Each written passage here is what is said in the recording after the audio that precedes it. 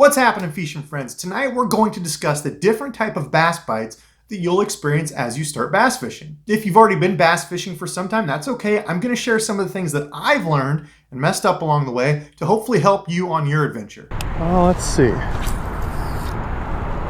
Wowzers. Well, what do I mean by different bass bites? Well, for me, I always go back and replay the conversation that I had with my old man in the boat when I was younger. One of his favorite ways to catch fish when the bite got tough was with these, and that's an old school bag of these. One of his absolute confidence baits back in the day was this, the old 8-inch Berkley power worm. Had to be in Tequila Sunrise, little 8-inch Texas rig with a bullet weight at the top. I remember him always bringing this thing out on those blazing hot summer days when I was ready to go in, and he's like, no, we're gonna grind through it. He'd throw this thing on and he would be whacking bass in the brush, in the rock, whatever it was his confidence bait. I'd tie one on and try it, and I just didn't get it. I didn't understand how to fish the thing, and it would piss me off. He'd take time to explain what he was doing that day, if he was fishing it slow through the wood, if he was dragging it at a certain spot, whatever it was, he'd tell me. But I just couldn't tell if it was a stick or a fish half the time. I just didn't get it. And I remember asking him, how do I know if it's a fish? And I remember him telling me, if you think you have a bite, slow down and stop. You'll be able to tell if you have a fish on line. And what he was meaning is, as you're bringing that through there, if you think you have something, slow down and stop, hold it.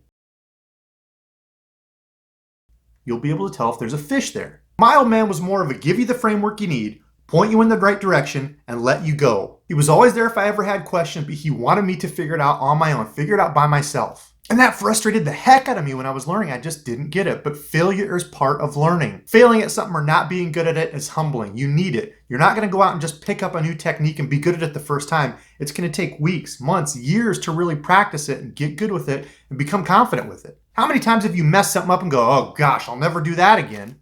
Because you learned from it, right? It was so bad and stuck in your brain that you'll be sure if that situation comes up again, you're not going to screw it up like you did before. Holy long-winded intro, Debo. Well, the point of all that was to let you know you have to put time in on the water. I can tell you all this stuff and talk to you and you can watch my videos, but if you don't get out on the water and practice this stuff, you're not really going to learn it. And that's especially true with feeling the different bites. If you're not actually out there feeling it, you're just not going to get it.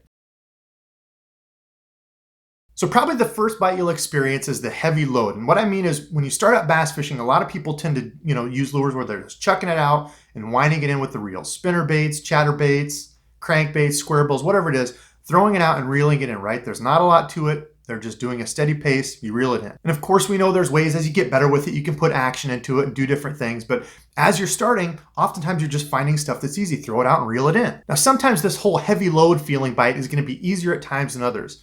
Let's say you're throwing a crankbait and you're taking a bunch of rocks. Then as you're reeling, it starts to feel different. It starts to feel heavy. You pull into it and start reeling. And, my gosh, you got a fish. Or it's a snag. But hey, snags happen. You're going to lose lures. You're going to get snagged. It's part of learning. It happens to everybody. It happens to me. It happens to the pros. You watch them on MLF now. It's cool because you can see them. If they get a snag up, they're trying to get it out. It happens to everyone. Now, there are other times when this is more noticeable. You throw out a chatterbait and you're feeling that, buzzing and vibrating on your rod. It stops and it gets heavy and might even jerk a little bit. You're pulling into it, setting that hook and reeling into it. That's the kind of heavy load I'm talking about. That's the first type of bite that you'll experience. Those are the bites where you don't really have time to feel it. You're not using the rod saying, is that a bite? Is it not a bite? Right? You're reeling it in and you feel it on there. Pull into it, set the hook and reel into that fish. If it's a snag, oh well. Try to get it out. You might break it off, whatever. Go back and keep grinding.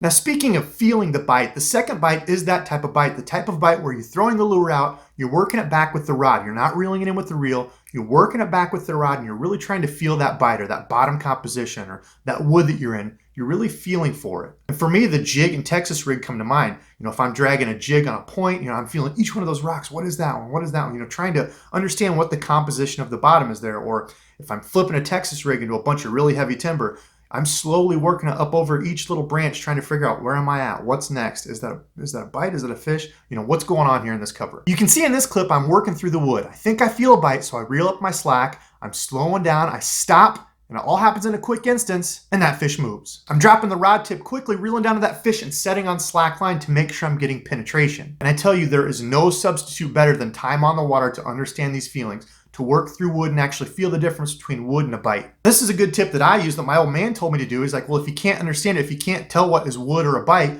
go find some wood and understand what wood feels like.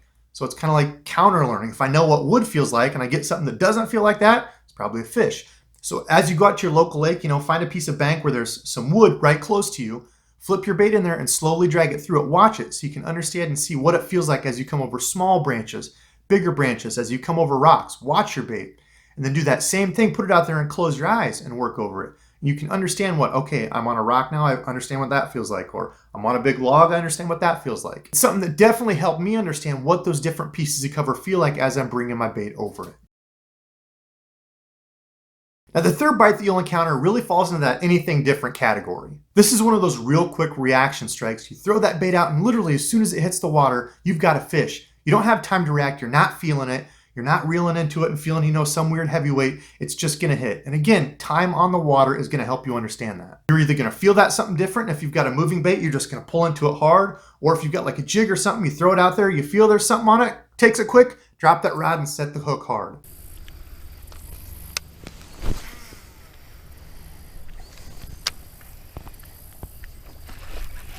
Oh, look at that. Talk about cast placement.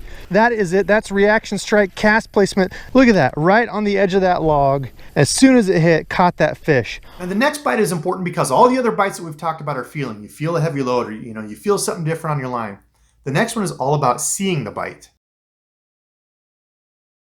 You've probably heard guys say, watch your line, but what's that mean? Well, it literally means watch your line. Some bites you're not even gonna feel. You cast it out there, let's say you're working a jig or something next to a tree, and all of a sudden you see your line taken off to the side.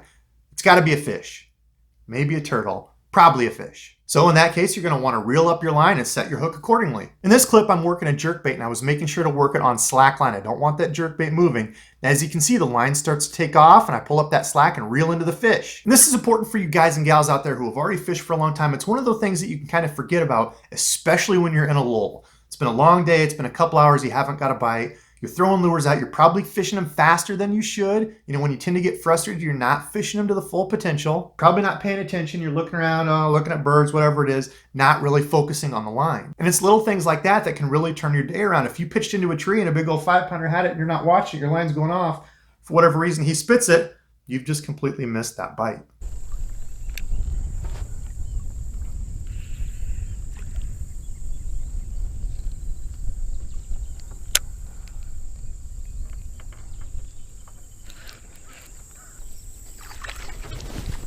Yeah, right, boat flip in the wood.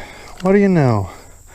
Found a fish. So sometimes, even just like me, I have to go back to the basics and remind myself when I'm getting frustrated and I'm fishing too fast, I have to slow down. The little things like just a little moving line can make all the difference.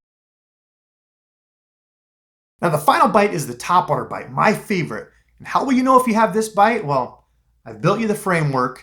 It's time for you to figure out this one on your own. So till next time. Oh, there we go. Oh, did you see that? Oh, or a pike. Frank the Fro. Oh, what? Oh, there's another one. You are going on a run.